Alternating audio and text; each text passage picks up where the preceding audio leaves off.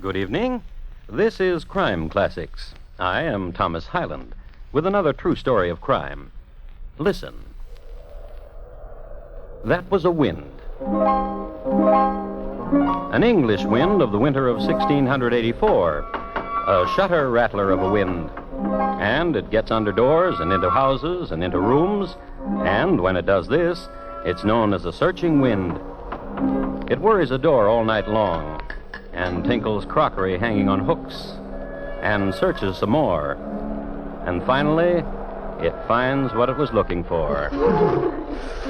This particular wind just found John and Judith and made them cold and made them shiver and made them hate each other. As a matter of fact, this particular wind made them sorry they'd ever killed anybody and gotten into this situation in the first place. So, tonight, my report to you on John and Judith, their crime, and why they didn't get to enjoy it. Crime Classics, a series of true crime stories from the records and newspapers of every land, from every time. Your host each week, Mr. Thomas Hyland, connoisseur of crime, student of violence, and teller of murders. Now, once again, Mr. Thomas Hyland.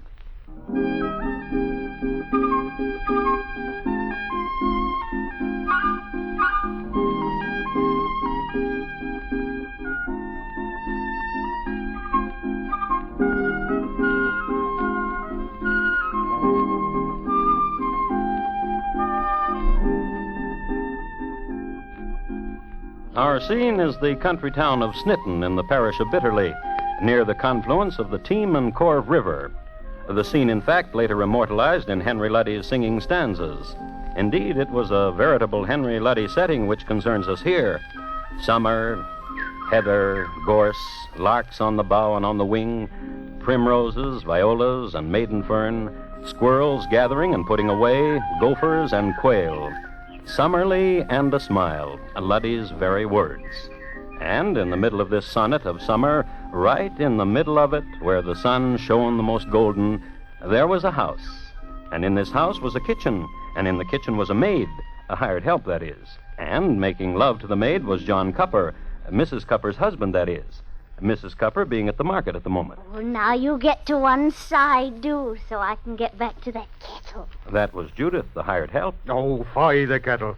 Give me a lippy-do. And that was John Cupper, the man who hired her. Sweet one, Judy girl. And sweet it was. One wine from me, John. The kettle needs doing, and the silver tray needs shining. You can scour and shine another day. And your wife will be coming home any time. And wine from me. Oh, she'll not be coming home for a while. Oh, smart one, bean't you? And how do you know that? I gave her farthing enough to buy 2 melons, two large melons, and walking back with them, little girl. Little Judy'll take a longer time, I tell you. Oh, smarty, smarty, smarty. No, John. Oh, why not? I just told you to me. A verse, John, like you do, but like you haven't done for a week now. I wants me a verse. Oh, so smart you are. We play the game, John. All right. Judith walks in the other, light as a feather. Yeah, come closer. It's the game. She makes a gay song as she happens along. Yeah, Judith goes like, Judy girl, give us a lippy-do.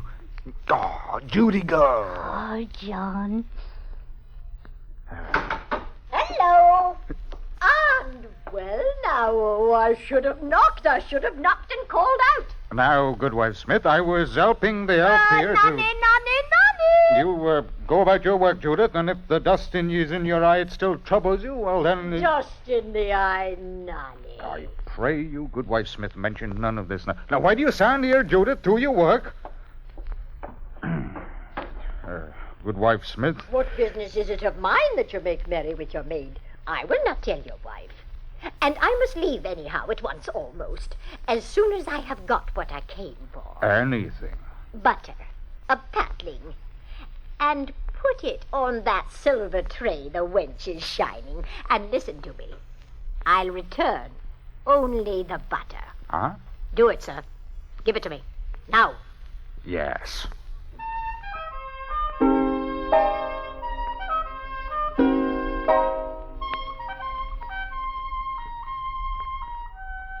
Goodwife Smith placed the silver tray in one tight little fist and went singing Noddy-o,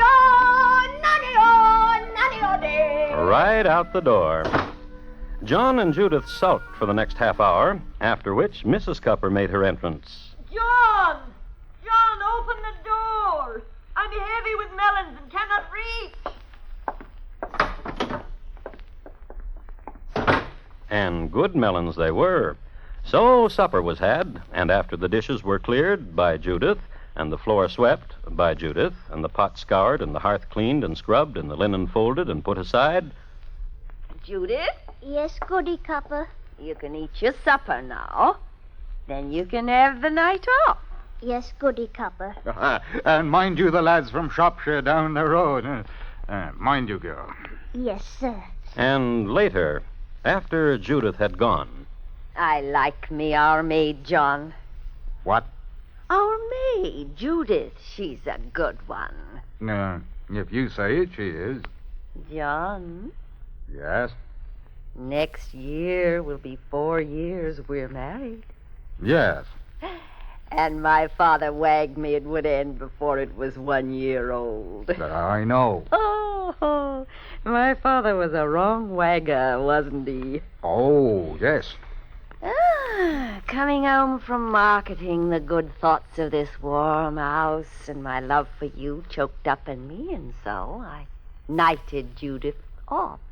I thought, John, you remember? John, Yes. where is the silver tray? What, my love? The silver tray which Grandfather Wheeler gave to us the day before he was so untimely. Oh. Well, where is it? I gave it to Silversmith to ungreen it. Oh, good, John. Thoughtful John. John, Yes. alone we are. John. It's a warm night, Hannah, and Oh, and I shiver. Hold close to me. Well, And remember the warm night of heather? yes. And the game you taught me to play? The verse you made, and closer I would come? Speak no more of it, I pray you. Then what would you do tonight, John? Well, don't vex me, woman. Suddenly I have bile inside, and it bitters me. Yeah, I'll sit till it's time for bed. You do what you want. Yes, John, yes.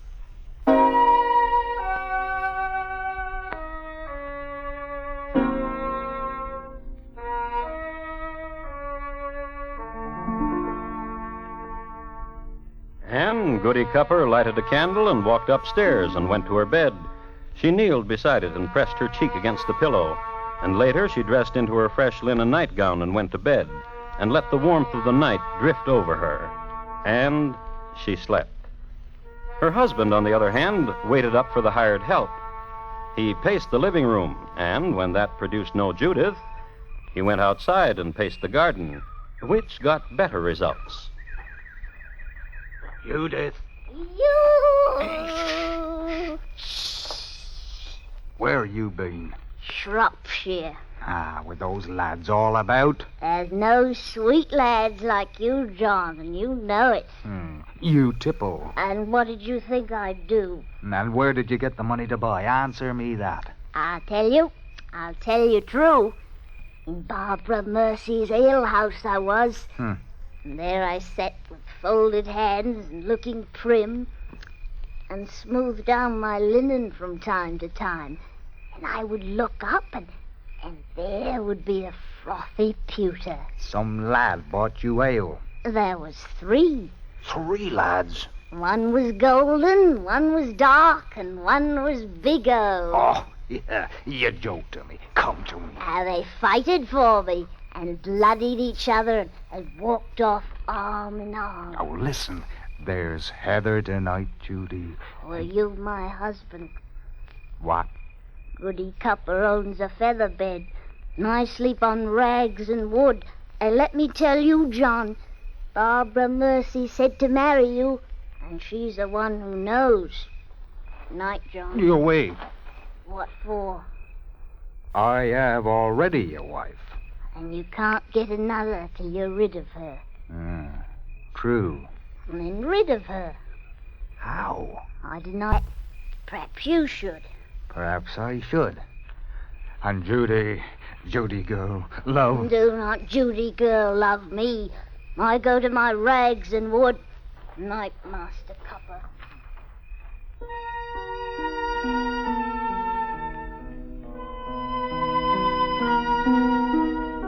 And later, John went into the house, but he hardly slept a wink. Next day, he traveled down to Shropshire, where a lad pointed out Barbara Mercy's alehouse. He told her his trouble and asked her how to solve it. And Barbara Mercy said, Arsenic. and John was amazed and said, what? And Barbara Mercy, who was a patient woman, laid it out to him. Arsenic. Poison my wife? Arsenic. Where can I get some? Arsenic? But where can I get some? Why, right here.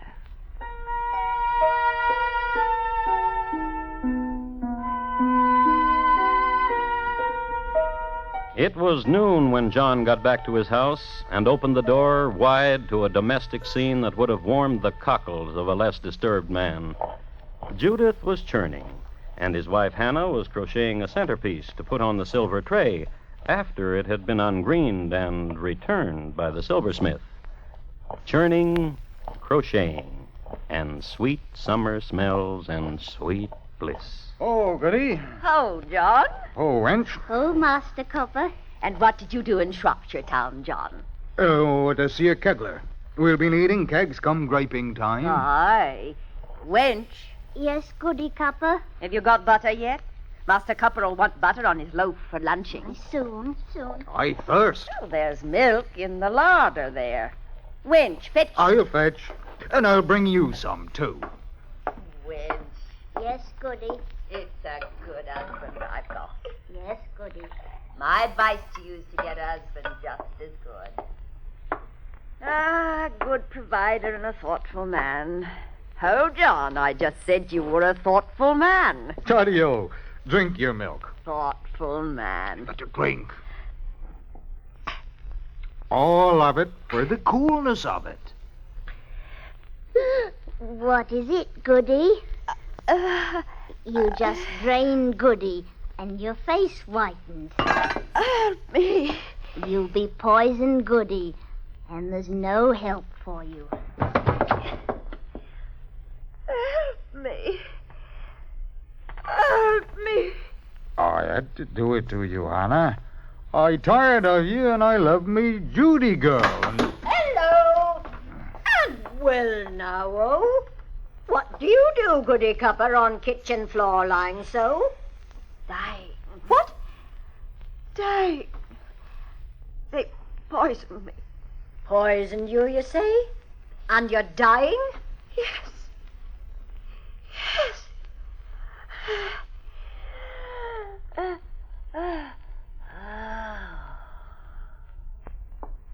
And I think you're dead, Goody Copper. John Copper, Yes. and what will you do with her fine things, her pretties, oh, her jewels? What will you do with them?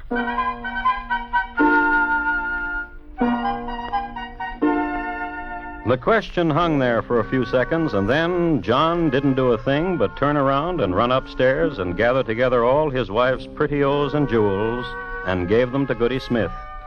She tucked them under her arm and went singing...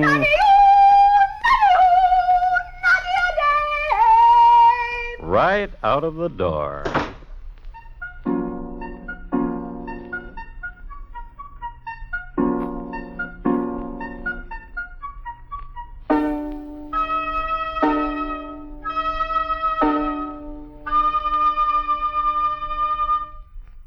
You are listening to Crime Classics and your host, Thomas Hyland. It's been said that nothing pleases a man more than to hear the sound of his own name, coming from someone he meets infrequently. It's very flattering. James J. Farley, former Postmaster General of the United States, built a successful political career on this facility. It's equally flattering to a person in a foreign country to hear you address him in his native tongue. It puts him at his ease. As members of the United States Armed Forces on active duty, you have an opportunity to make friends for yourself and your country in this same manner. The United States Armed Forces Institute offers spoken language courses in 24 languages. These courses are available to you through your education officer. Ask him about a class in the language of your choice. It'll make your tour of duty much more rewarding. It's one more example of power through knowledge with USAFI. And now, once again, Thomas Hyland and the second act of Crime Classics, and his report to you on John and Judith, their crime, and why they didn't get to enjoy it.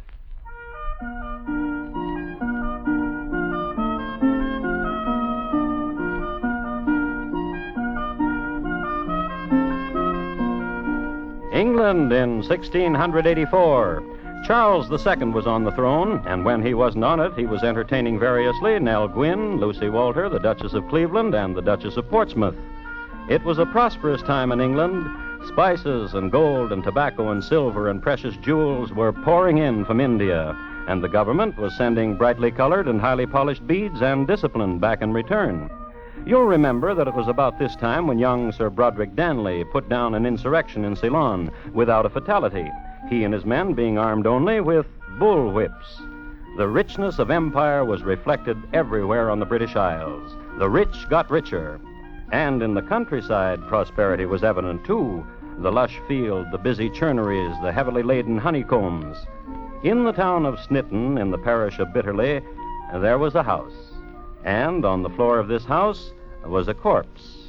Well, it's done. Oh, not quite done, John. I'm still a single woman. After the burying, a month past that, and we'll wed. Oh, and I will be good wife, Judith Cupper. Goody Cupper. Oh, I like the sound of it. But don't you close to me till I'm called that, John Cupper. Called that by the neighbors and all the townspeople all about. Judy. Aye. She's coming again. I can see her on the path through the window. Goody Smith. Oh, she's a greedy woman, John. Yes. To be feared. Hello! What want you now? A question to ask. Which is? Who's to do the burying of her? Who's to do the building of the coffin and the digging of the grave? In Shropshire Town, there's a lad who... In Snitton here, close to you, there's a lad, too. Brother to me, a young lad starting up a trade. He'll build you a stout coffin and dig you a deep hole and cover it up again. For how much will he do? 20 pounds? Which is 4 times what the lad from... We'll do it. Then I'll send him to you. Give me the 20 pounds, please.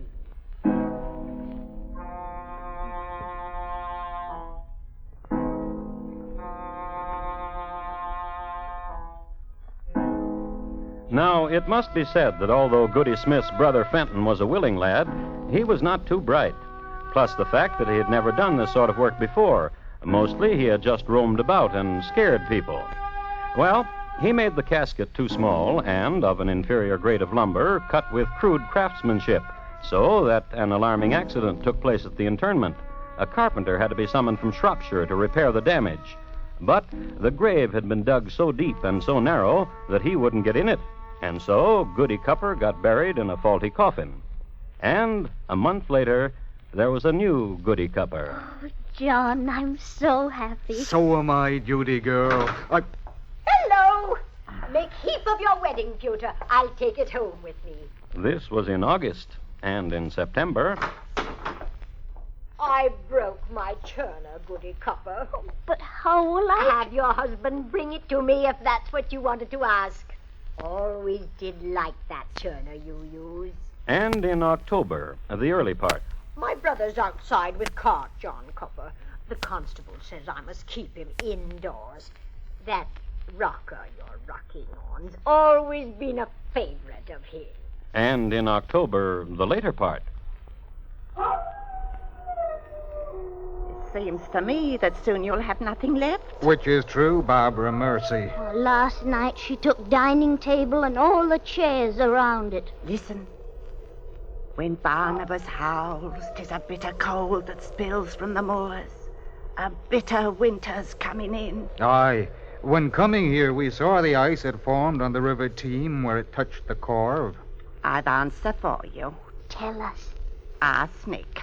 I thought you would give us counsel in such a way, Barbara Mercy. Arsenic. Aye, and here is money. Arsenic. You have said it, Barbara Mercy. There is no need to look thus. You have said it. What? Here is the money for the poison, Barbara Mercy. Oh, Teddy-o. I've got it right here in me apron. Here. Arsenic. Ah, Taddy-o. Taddy-o, Barbara Mercy.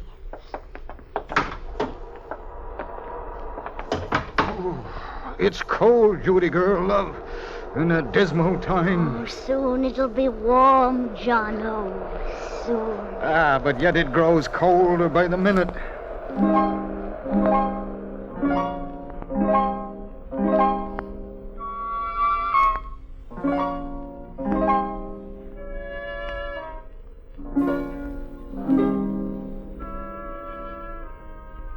Oh, Goody Smith goes through the heather, light as a feather, and makes a gay song as she happens along, singing nonny-o, nonno, nonny-o day, sing with me, Goody Smith, singing nonny-o, nonny-o day, nonny. Oh, he cuts a caper, your husband John does. The way he does!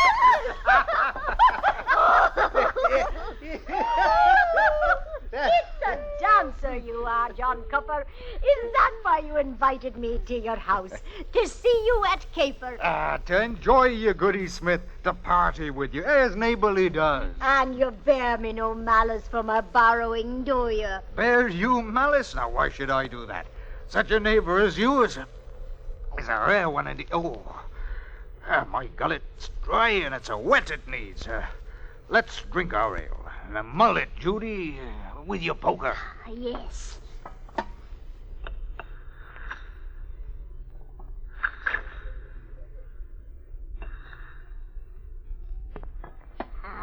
This one is yours, Goody Smith. Drink you, and we'll all drink. In truth?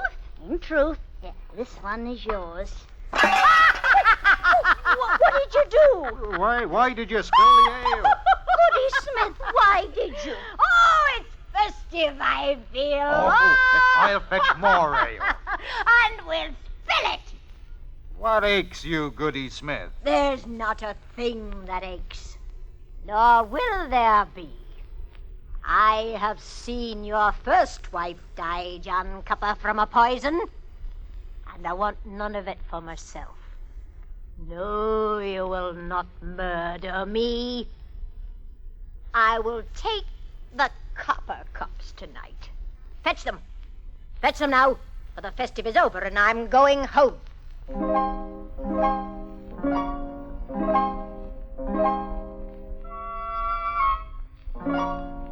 And an hour after that, the Team River froze over. That's how cold it got. Any dogs that had howled outside had stopped howling. They'd frozen to death.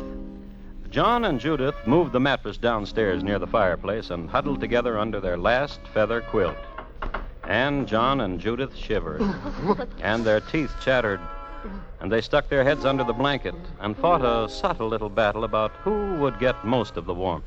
Get up and stir the fire, John. Well, there's hardly what to stir.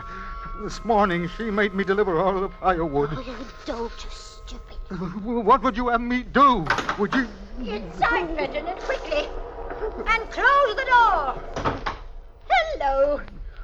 And well now, oh.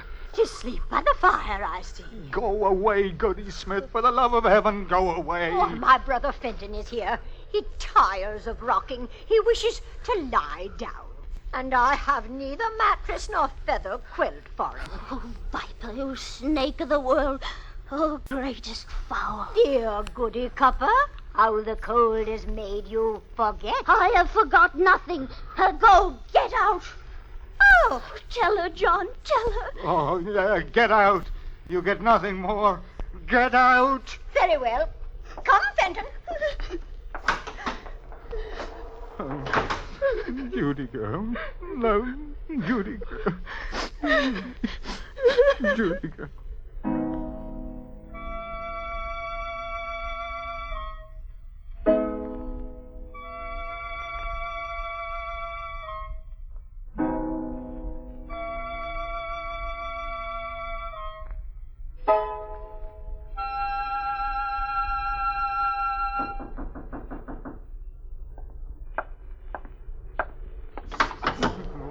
Come in quickly, whoever you be. And who may you be, sir? I am King's Constable. On what mission, sir? To read a warrant. On what charge, sir? Murder. Well, then read it and get on with it. On the complaint of good wife Sarah Smith of the town of Snitton in the parish of Bitterley, that John Copper did horribly contrive with his maidservant Judith, now his wife, in poisoning his then wife Hannah, that these two shall be taken to the assizes in Shrewsbury and there tried. Come along. They were too cold to protest. It was warm in jail, and there was a hot broth. Facts which suffused them with such a sense of well-being that they confessed everything. Oh, I put the white arsenic in the milk and chucked her beneath the chin as she drank it down. But it was my idea. I said to him, kill your wife, John. And so I did, and I felt no remorse for it since I loved Judith. And I loved Jono, which is why we needed to destroy Goody Copper. Whoa, we murdered my wife. There's no doubt of it at all. Poisoned her. Oh, I'm getting warm, Jono.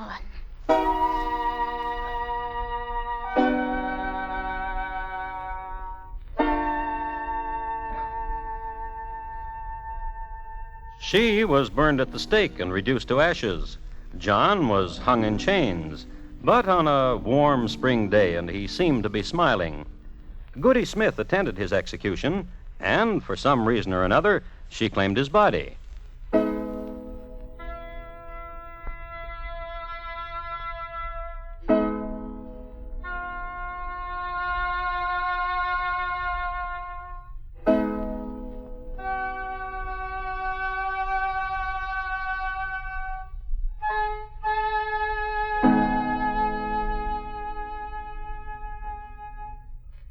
John and Judith, tonight's crime classic, was adapted from the original court reports and newspaper accounts by Morton Fine and David Friedkin. The music was composed by Bernard Herrmann and conducted by Lud Gluskin, and the program is produced and directed by Elliott Lewis. Thomas Hyland is portrayed on radio by Lou Merrill. In tonight's story, Ben Wright was heard as John, Betty Harford as Judith, and Jeanette Nolan as Goody Smith. Featured in the cast were Irene Tedrow, Norma Varden, and Alec Harford. Bob Lamont speaking.